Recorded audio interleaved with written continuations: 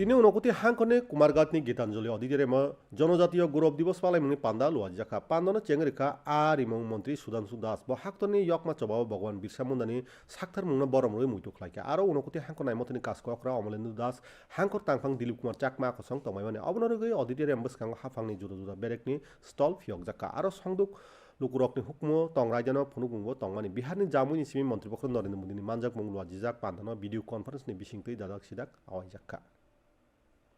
জাতির উন্নয়নের কথা মাথায় রেখে নিজের জীবন বিলিয়ে দিয়ে আদিবাসী সম্প্রদায়ের ঐতিহ্য পরম্পরা এবং তাদের জমিকে রক্ষণাবেক্ষণের যিনি দায়িত্ব নিয়েছিলেন তিনি ভগবান বিরসা মুন্ডা আমাদের দেশের প্রধানমন্ত্রী শ্রদ্ধেয় নরেন্দ্র মোদীজির নেতৃত্বে